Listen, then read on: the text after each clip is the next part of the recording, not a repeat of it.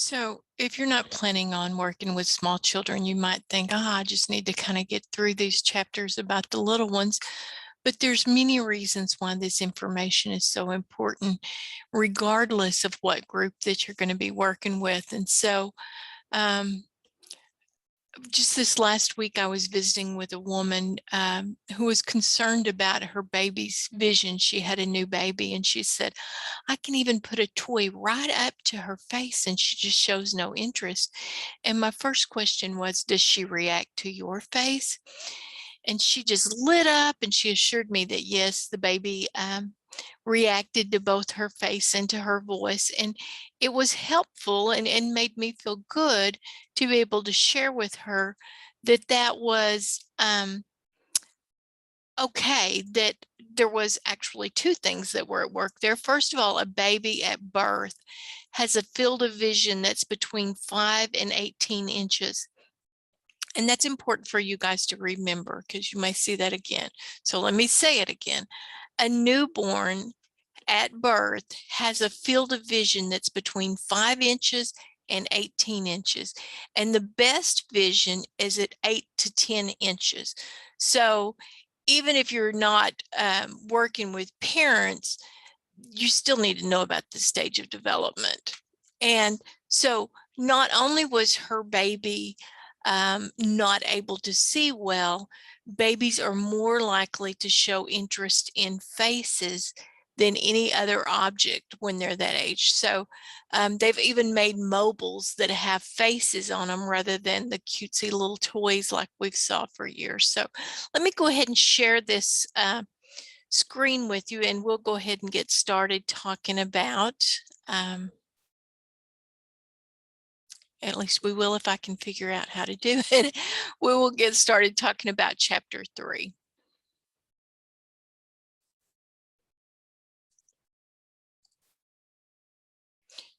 So, and even really, if you're not working with parents, you still need to know about this stage of development.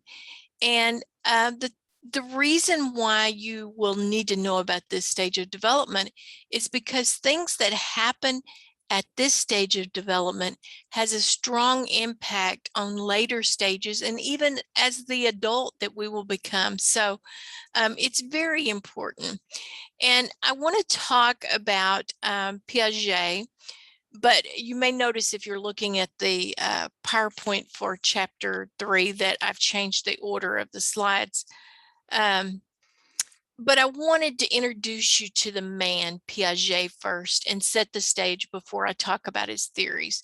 So let me first say that 35 years ago, when I was an undergraduate education major, Piaget's theories were considered the primary theory for how learning occurred. And so we now have some additional theories that are exceptional as well. But they're still, Piaget's are still considered essential, even though some of his ideas about when the stages occur have become even somewhat controversial. But we'll discuss that in a minute. But one thing that I find really interesting about Piaget is that he was the first psychologist to study babies and specifically the cognition in babies and children. Before he started his research, and then there was Darwin that did some before that, but before Piaget started his research, people just basically thought that babies were an eating, pooping machine that either didn't have any thoughts or thought in the same way that adults do.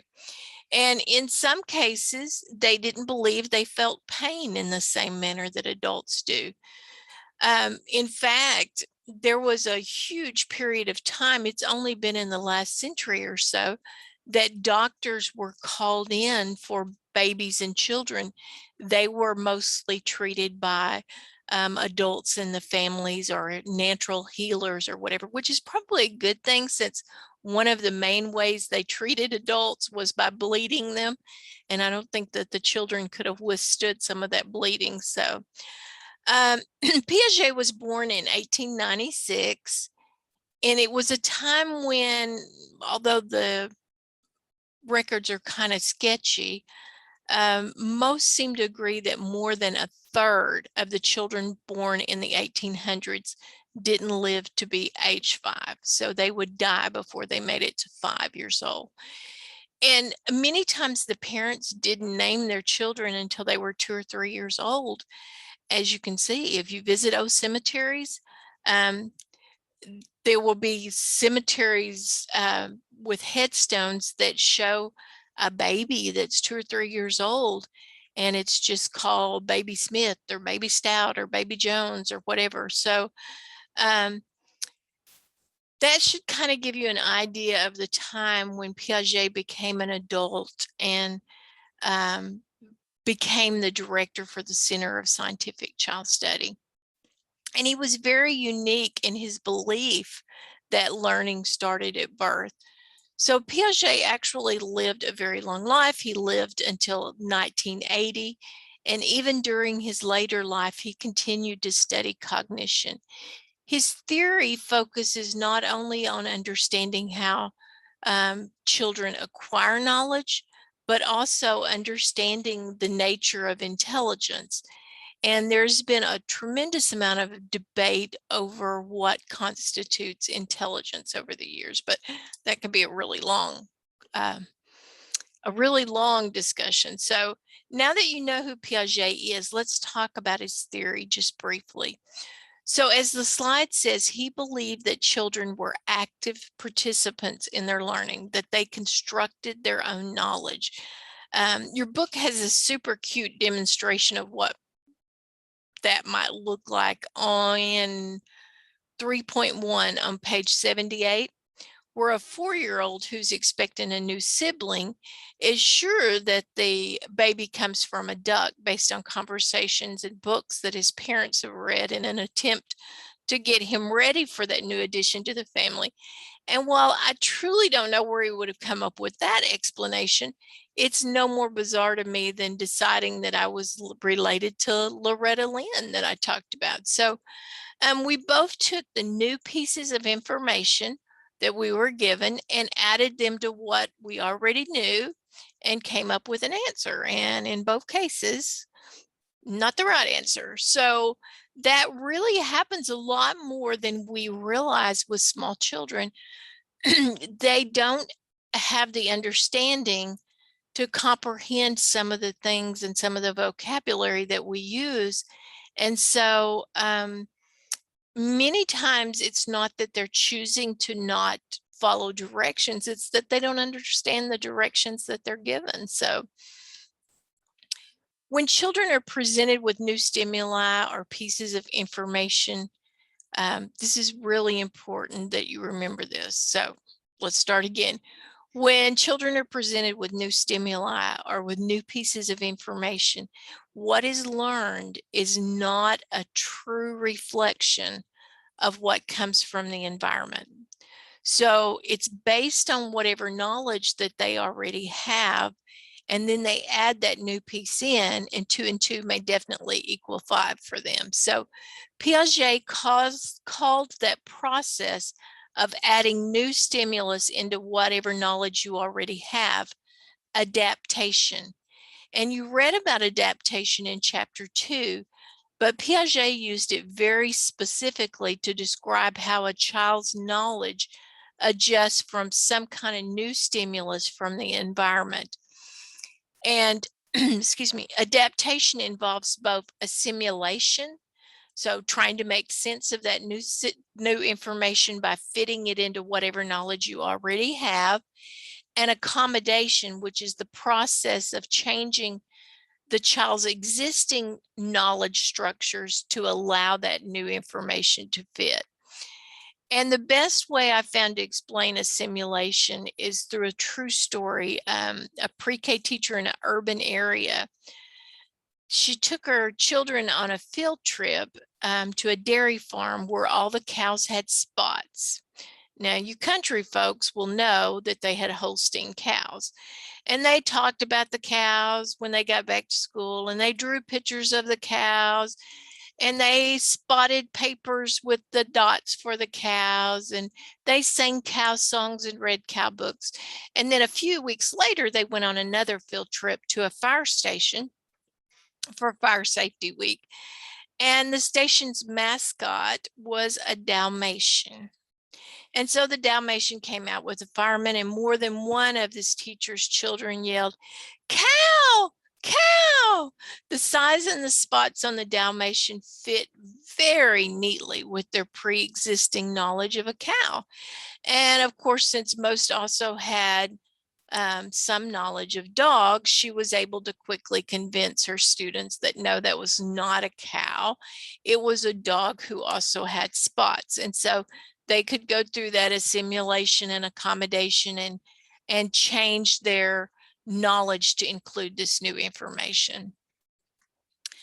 But it's important to point out that for children to learn to accommodate that new knowledge, which is what learning is, they must be able to assimilate. So they can't learn something that they can't make sense of already.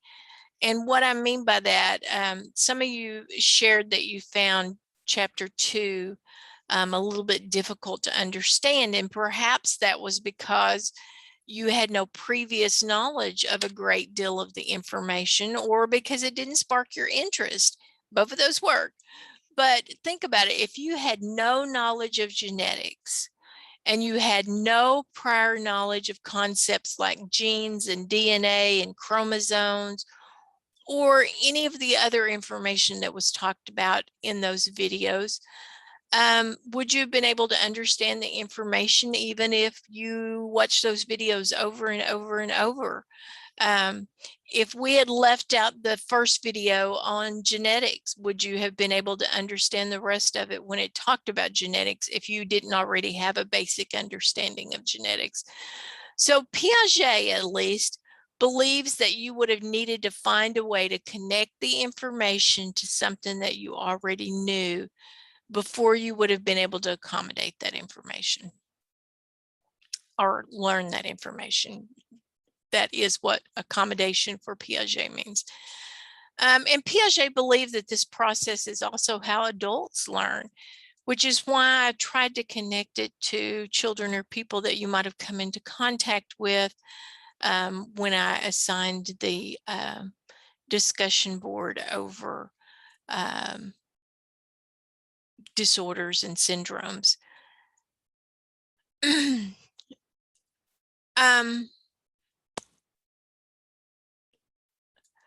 I hope that if you read your classmates' discussion boards post over the different syndromes, that increased your knowledge of that information, because it was connected to real situations, and hopefully it was connected to real situations in their discussion board post. So let me move back to children, because that's what we're really talking about. So while children are motivated to learn new information, it has to be presented in a way that they're able to connect it to information that they already possess. And as a counselor, you wouldn't want to tell a 6-year-old, or definitely not a 3 or 4-year-old, but even a 6-year-old and sometimes older, that anything you tell me will remain confidential, without explaining what confidential means in a manner that they could understand. In fact, most early childhood counselors would say, things that you say in here, nobody will know about except if we need to tell your mama and daddy. So I've heard people say is a secret, but I personally am not real. I don't like that word, because I don't like them having secrets from the adults in their life. But before we move on to the controversies surrounding Piaget's theory, it's important to mention again this idea that both children and adults construct their knowledge in a way that is an underlying assumption that much of the current research on cognitive development and educational practice believes that a child is an active participant in their learning, and that they're constantly seeking out and trying to make sense of new information. And Piaget also considered the child's active organization and exploration to be both organized and organizing. So he believed that when children added some new piece of information, that they organized it in with the other, but that it also was part of organizing their knowledge, if that makes sense. So when they assimilate new information to what they already know, they're fitting it into an organized way of thinking of all of that information that they've already gained. And when they accommodate it, their knowledge structures to fit in whatever new thing that is in the environment, then the organization is changing. So that's where the organizing comes in.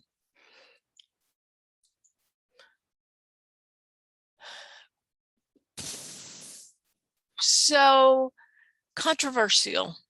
We just talked about many of the widely accepted assumptions about cognitive development that come from Piaget and his theory, but there's some of his ideas that have become particularly controversial today. And one of those is that cognitive development occurred in stages, like was discussed in your chapter 1 and that you put in your little study guide. So while Piaget believed that cognitive changes was the result of a small gradual change that happened in particular periods of time, this would imply that all children within that stage should have attained some certain knowledge. And more recent research has found less support for those overarching stages. And they believe more that infants and preschoolers show signs of understanding things that Piaget believed happened much later. So there's some discussion about the time frames of those stages. And there's also some research. So the reason why we know that the time frames for Piaget's studies was not precise, how about that, is because with new technology that he definitely didn't have, they're able to do brain scans, they're able to watch the eyes dilate and move and all of those kinds of things that he wasn't able to do. So with that newer technology, they're able to see that babies maybe are paying attention to things that Piaget didn't realize they were paying attention to at a younger age, or that children are thinking about something by seeing what part of the brain lights up that he would not have been able to tell just by looking at them with his visual observation. Does that make sense? So we don't believe that his stages, the age stages, are exactly precise. We also now know that sometimes children might be growing in their physical domain and achieving milestones there where they might not be so much in their cognitive domain. So if you look at the book, it's laid out in stages, which I think is kind of funny because we're talking about how many of the theories don't believe in the stages, but we have it laid out that way. And so in this early childhood stage, there's some expectations of some things happening in physical and cognitive and also in psychosocial. But what we know is that they're not while they're intertwined, they may not necessarily be in the same area of growth. So they may not be growing as quickly in one area as they are in the other two, or vice versa. So does that make sense? So they may be really going in cognitive development, but their physical development may be stunted for some reason, for ill health or something. Or they may be really doing great in psychosocial and cognitive, but physical is not, or vice versa. So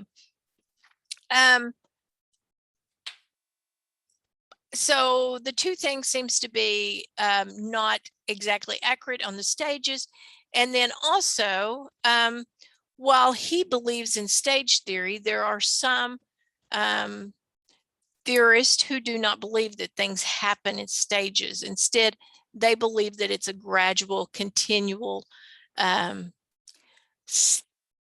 growth in development. That was kind of hard for me to get out there. So so he believed that, and new researchers do as well, that children may develop more or less quickly, depending on their exposure to new stimuli and their ability to organize it based on the feedback that they receive. So I'm going to stop here and I'll come back in just a minute.